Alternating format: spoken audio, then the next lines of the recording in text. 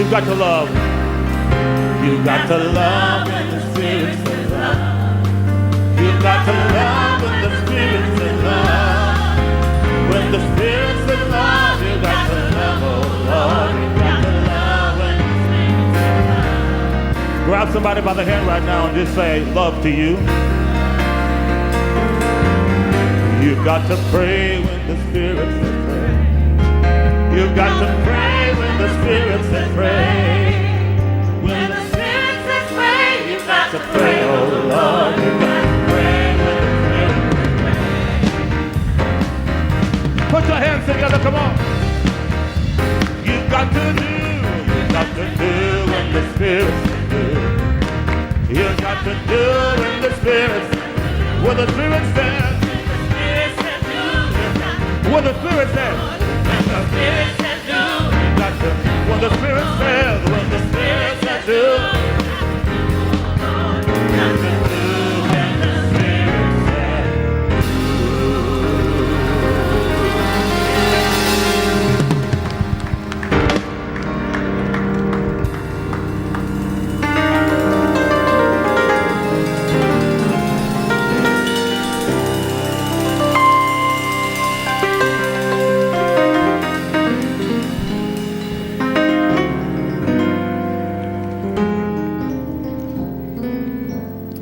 You know, we all have our hang-ups. And here I come up and I'm going to talk about perfection and imperfection, and spilling water is just another imperfection. Good sermon illustration. My cigar smoking buddy texted me this morning, as long as you get up there and don't give the perfect sermon, you'll be all right.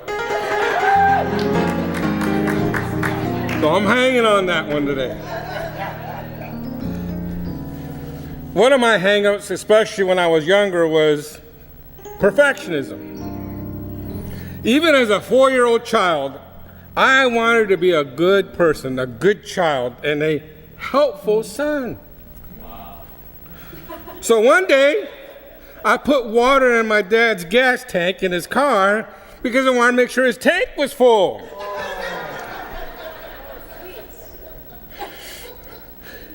At the age of 5, that was when I was 4, at the age of 5, I'd come home from kindergarten and I would literally just come in without my mom saying anything. I'd take off my clothes and neatly fold them and then put on my play clothes without her as having to ask me to do that. Wow, what a boy. But then there was the time in high school, my sophomore year, in Montemorelos, where I received a demerit, or an amonestación, as they were called. And I got one of those because during study hall, our room was being loud. My roommates, I had 4 roommates, were loud and, just not studying. And I was dutifully studying. I was being a good boy, as usual. But because there was noise coming from the room, the hall monitor came in, you're all getting demerits. And that was my one blemish, behavioral blemish in that school for 2 years. I mean, here's a school that had segregated seating, where we had, any romantic gestures were summarily disciplined. So I never even tried to defy the rules. I didn't even try to hold hands with the girlfriend, much less kiss the girl.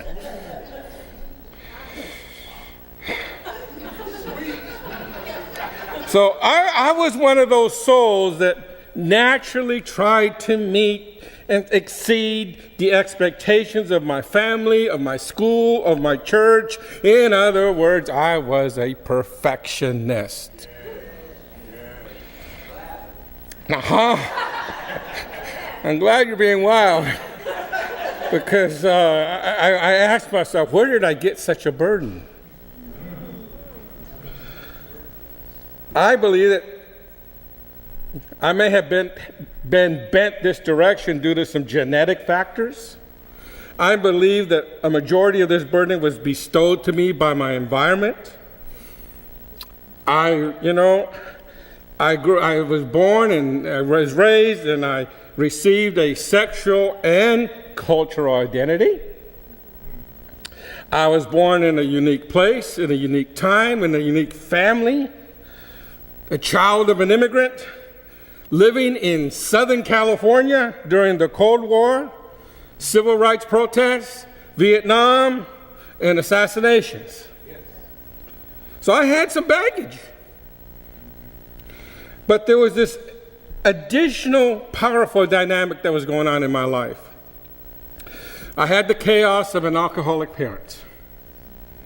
I tried to cope with that by finding a safe zone to avoid conflict. I don't know if you've done that.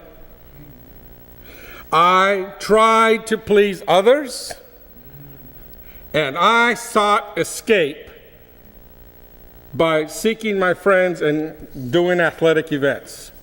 I went out and played. I tried to stay out of all the stuff that was going on. My mom sought to tame the chaos by turning from Roman Catholicism, which we were minimally engaged with, to Seventh-day Adventism for a structure that would provide and give us a chance to change our lives for the better. But that wasn't big enough for my mom and dad, for my family. It was because we also were bitten by this bug of perfectionism, and it wasn't enough to become a nominal big church Adventist, as I call them. We became hell-bent on becoming the best Adventists that we could be. We were going to be part of the 144,000. In our case, that meant that we became part of the reactionary, Reformed Seventh-day Adventist sect that promised us the inside information and techniques of how to obtain perfection.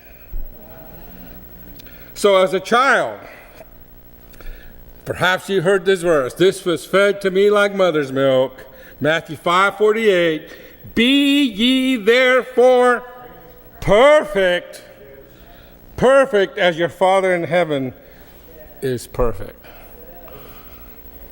Paul would say, "Not as though I've already attained, neither we're already perfect, but I follow after. I press toward the mark for the prize of the high calling of God in Jesus Christ."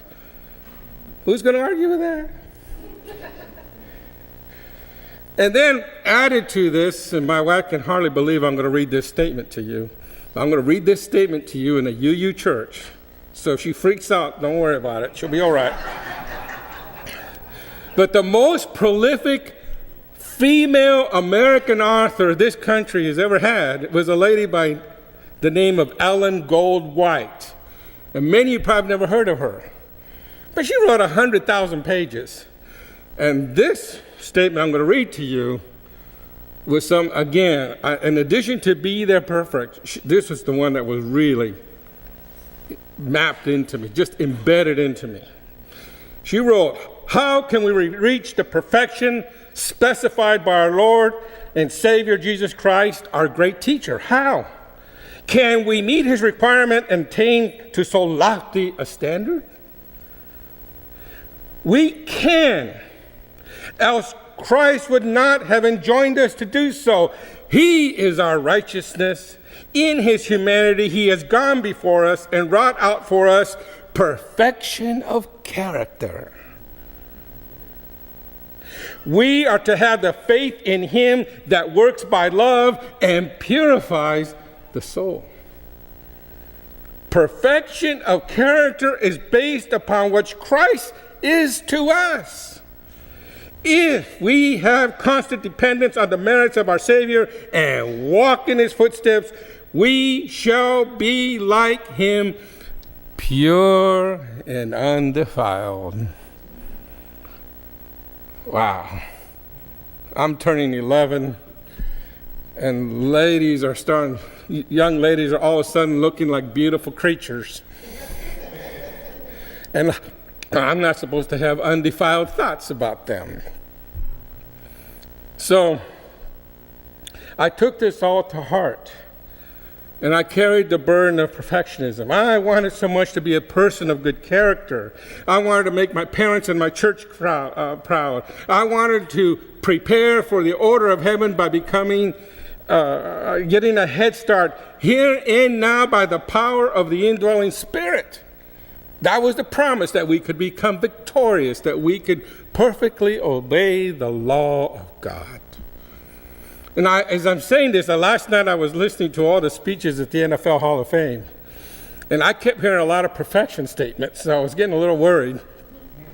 Because TD and Kurt Warner and all these guys that made it, they wanted to be the best. They wanted to be perfect to achieve. So I'm not talking about that. I'm talking about a different kind of thing here this morning.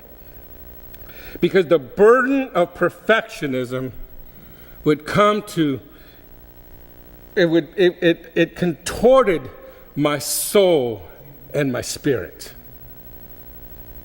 I frequently got caught up in taking blame for other people's issues, by intensely striving to win other people's approval, and this dysfunction that I was doing, this dysfunction, which is basically passing on pain, caused alienation in myself and a pervasive cognitive dissonance.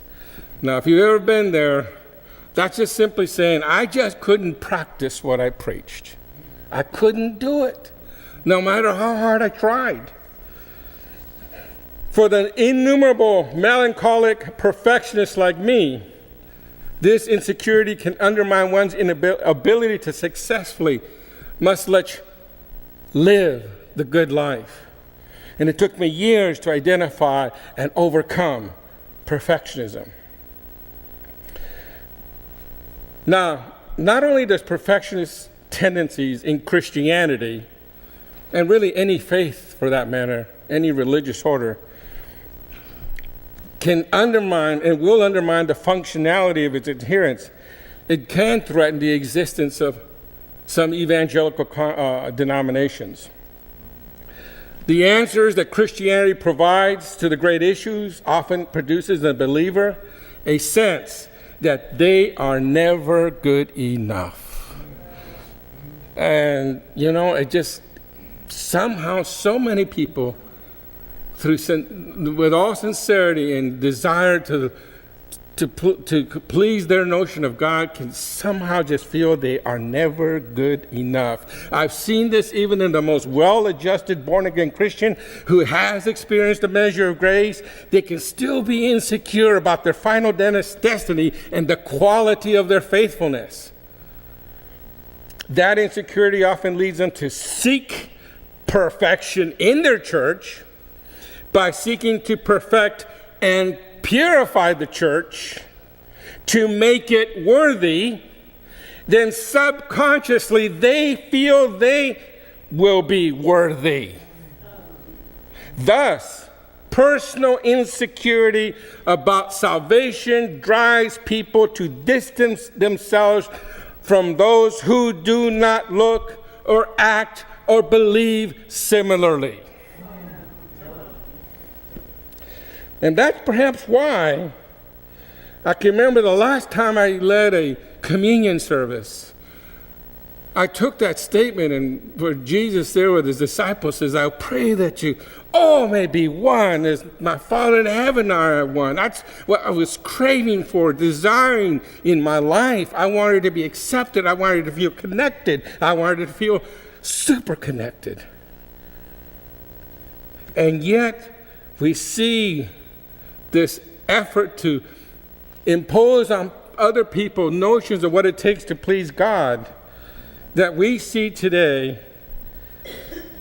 This little group of 12 disciples grew into the church that Paul started, and today numbers more than 43,000.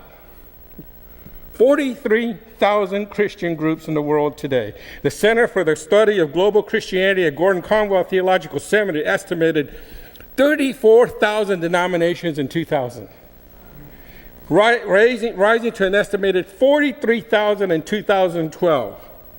Denomination is defined as an organized Christian group within a country.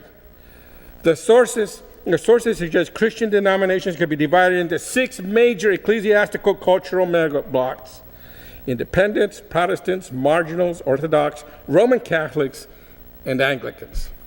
6. That splinters into about 40, which splinters into 43,000 as of 5 years ago. How many are there today?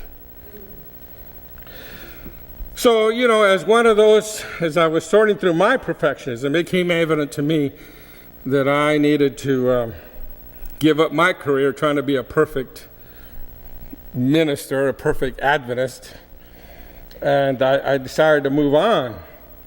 But in my journey to find myself, to find peace, to find pathways to rediscover faith, I investigated many Christian groups. And no matter where I went and what I learned, it was that same foreboding sense that I would never, ever be good enough for God, which results in discouragement, hopelessness, and alienation. And I grew frustrated and angry at the faith of my fathers. The last year, all I could do was find examples of the Galilean carpenter and how he treated people, how he seemed to love them no matter what. And somehow I was really messing up by trying to just do that. And then I couldn't deny how this splintering happens. And it goes on and on and on. And there's one that that is going on within the evangelical Christian world today, and it's called dominion theology. I don't know if you've heard about that. I can't tell you how concerned I am about this theology. One of our senators in Texas, very shrill voice, I won't name him, but he is an avowed believer. He sees the world as a place that there's just nothing but a competition for resources, where you cannot trust your neighboring nations or all the other nations. You either get or be gotten.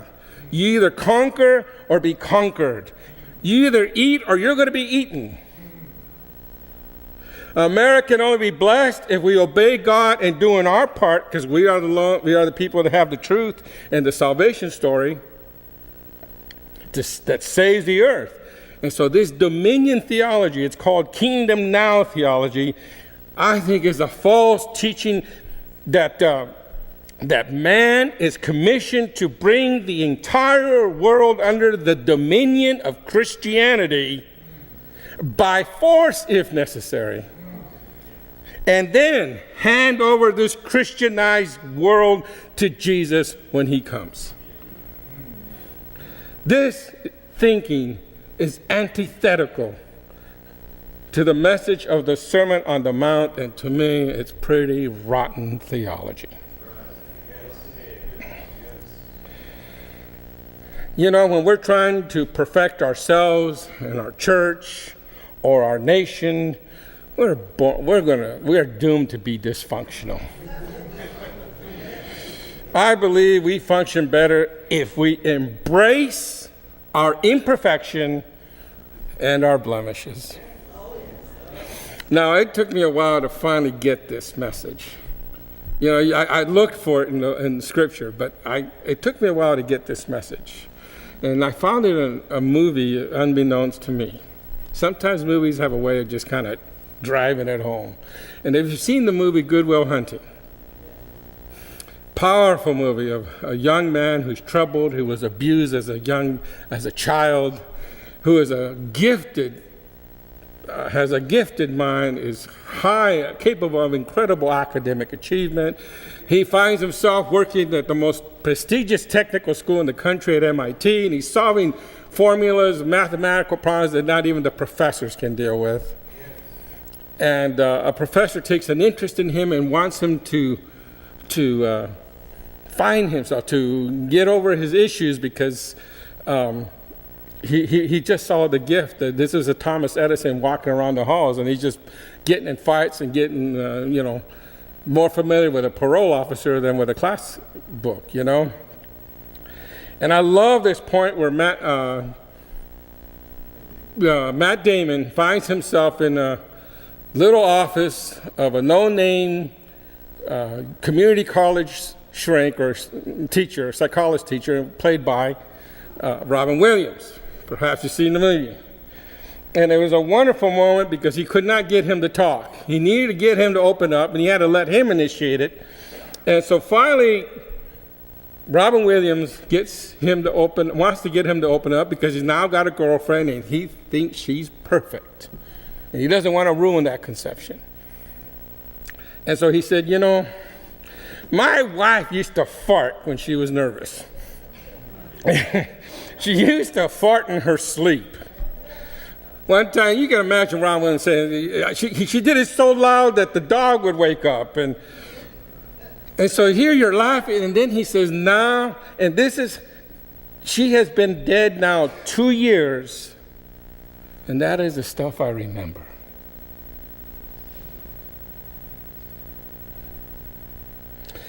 And then he would say, and he said, this is the wonderful stuff, the little things like that.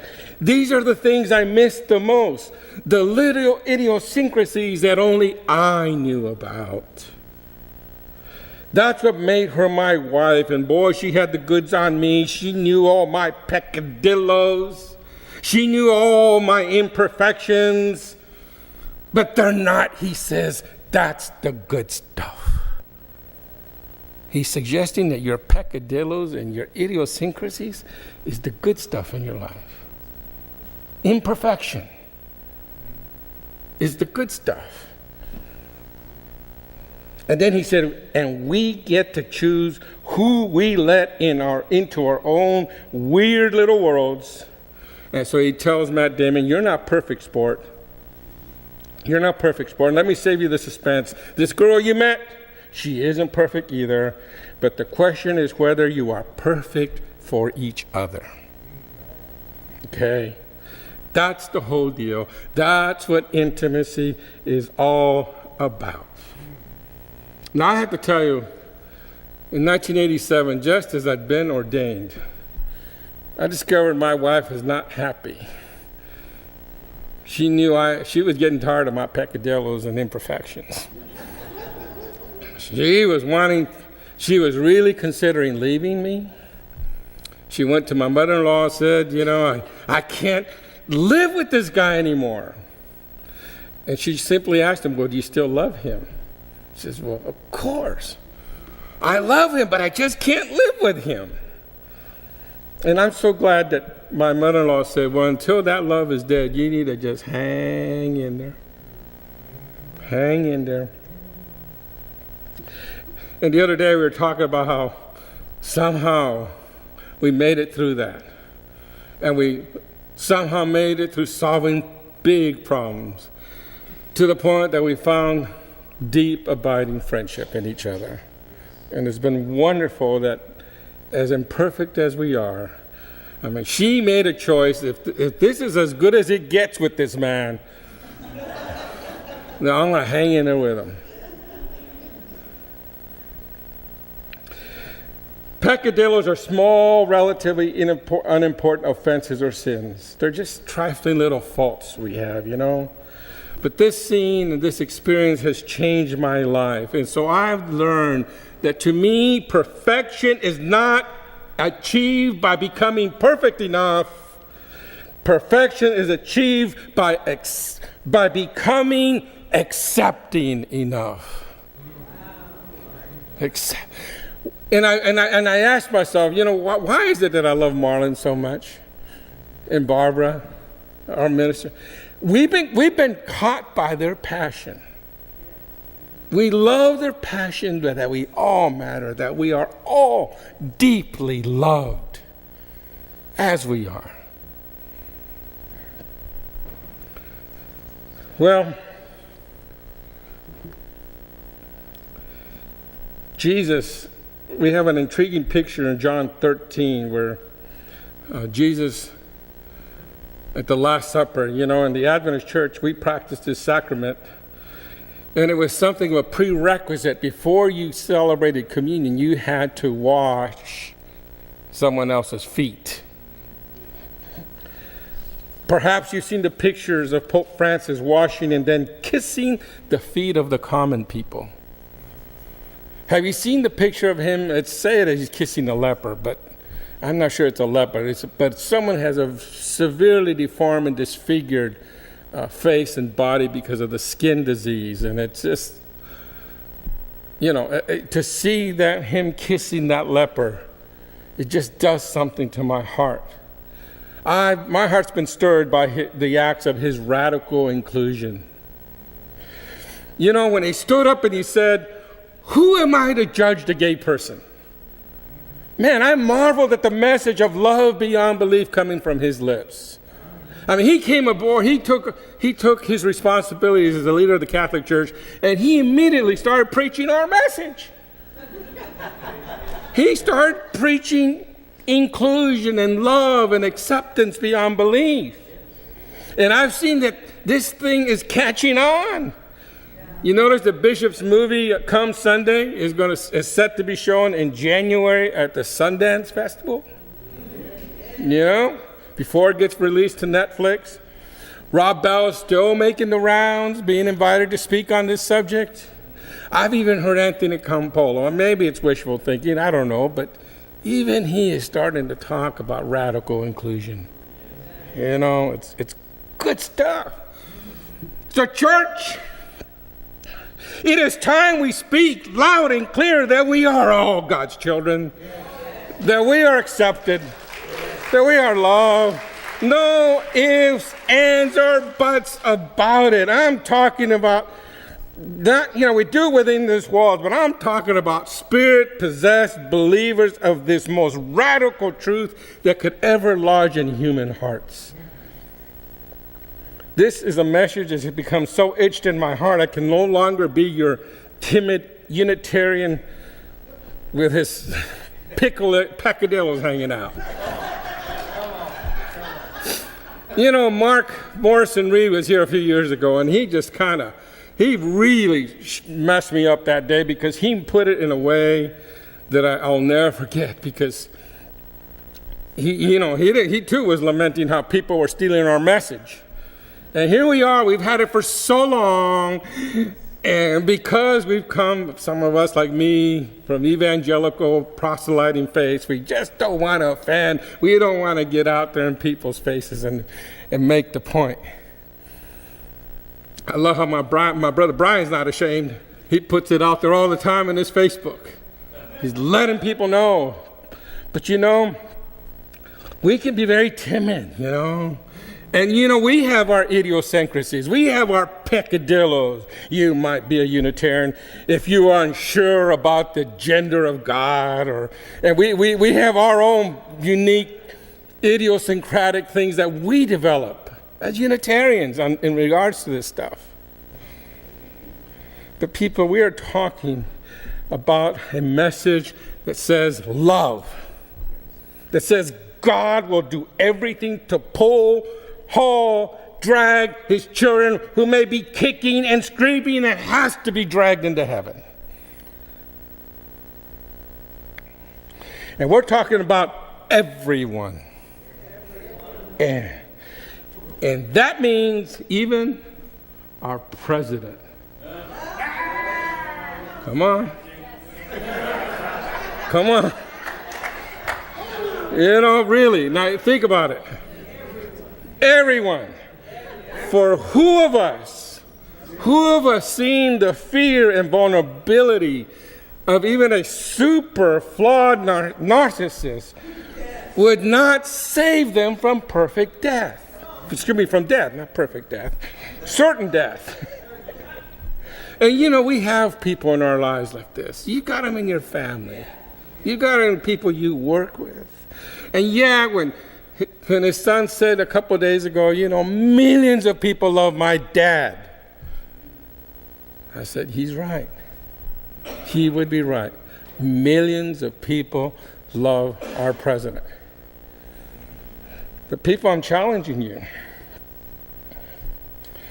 I say to myself, what is the most important thing I could say to this world. You know, I just want to learn to see people like I see my new precious granddaughter, Liara. I just see her and she smiles at me and just goes straight to my heart. I feel the deepest love. And if she was to become a drug abusing person who end up doing some atrocious thing to another human being and found herself in prison, do you really think I would ever stop loving her? Could I ever stop loving her? More than that, would I ever relegate her to a hell? I couldn't. So this is why I'm here. I'm here.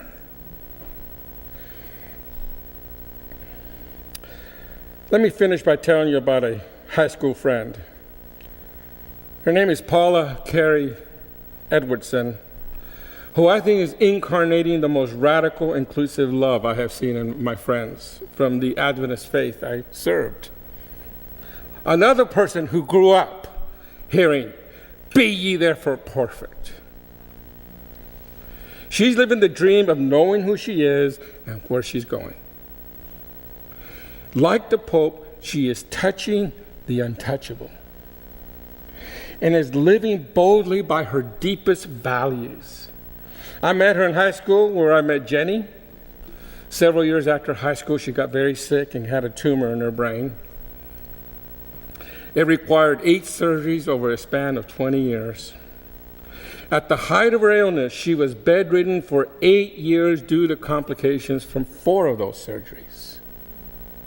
She shared with me that she keenly felt the despair that Jesus expressed in Gethsemane.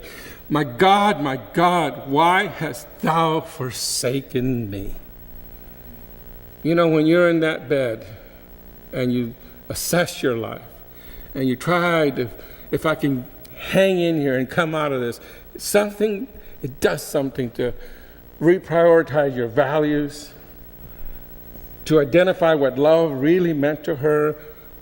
She shifted her understanding about herself, and she made a promise to herself that if she ever got up from that bed, she was going to touch the world with her hands.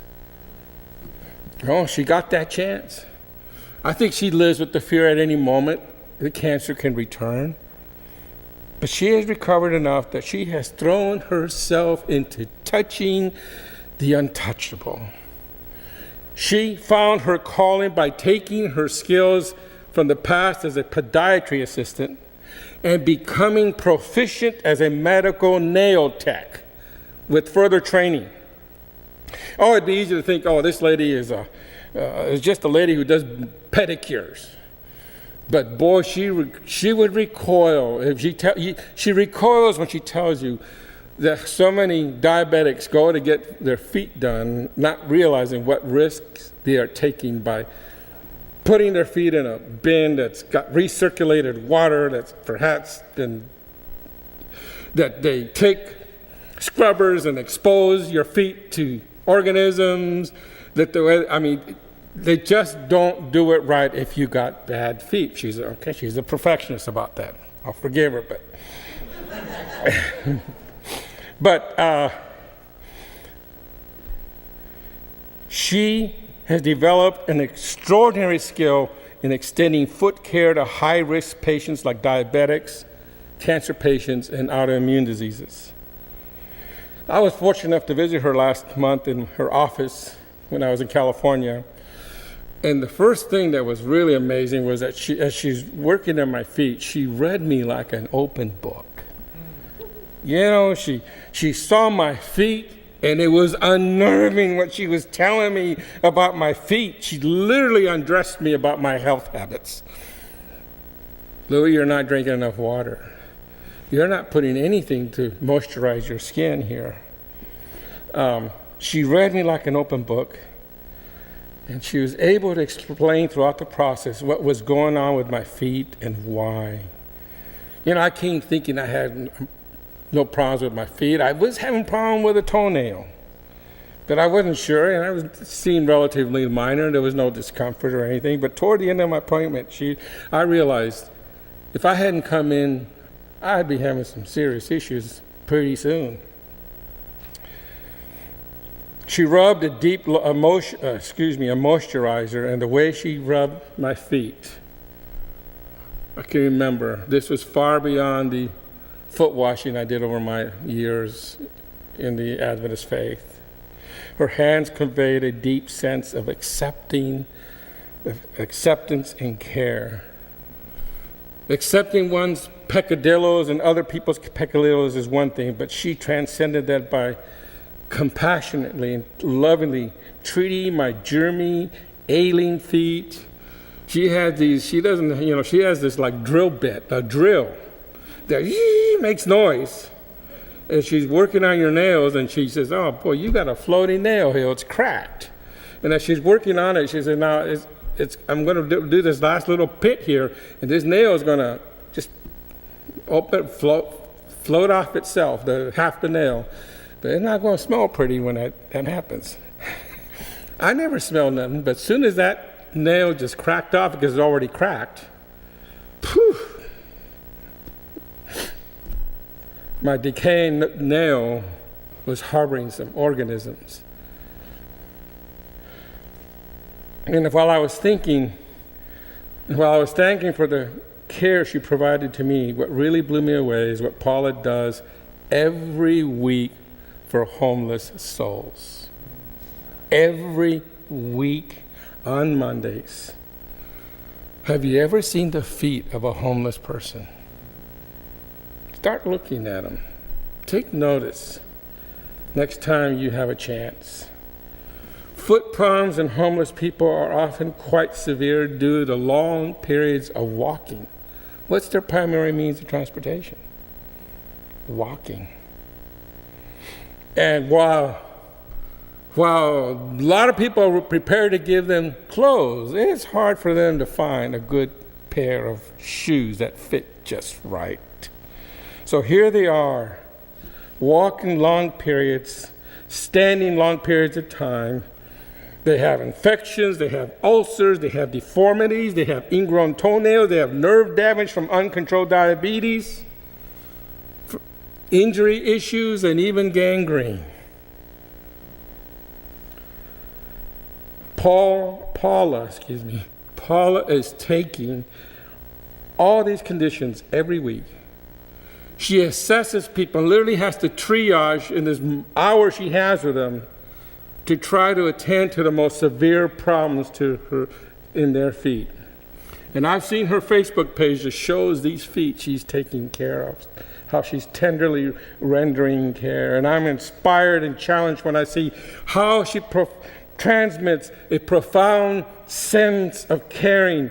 And she conveys this message that you are worthy of care and compassion just as you are. And she rubs them with cream and, massages them and does so much in a short period of time, does so much to restore health to their feet. But in the act of doing it, can you imagine how that homeless person feels when someone is lovingly, tenderly massaging their feet, moisturizing them? It's a powerful, powerful experience of inclusion and love. Her healing hands and actions are an example of Jesus' command to look after the least of these. Church, Paula is like the rest of us. That is to say, she's an imperfect and flawed human being. I guarantee you she has her peccadillos. She has imperfections. But she illustrates the truth that we can make a significant difference in this world if we dispense with perfectionism and embrace the imperfections. Embrace the gift of imperfection. Embrace that we live in a country that somehow we were granted liberty and freedom and opportunity so that our imperfect union can strive to becoming a more perfect union. By being radical inclusionists, by reaching out, by doing whatever it is. Now, I don't want you walking out of here thinking you're imperfect because you're not doing what Paula's doing. But I do want to challenge you. Let's be unabashed about love beyond belief, about accepting others just as they are. I'm so thankful that I belong to a church that embraces the gift of imperfection. Amen.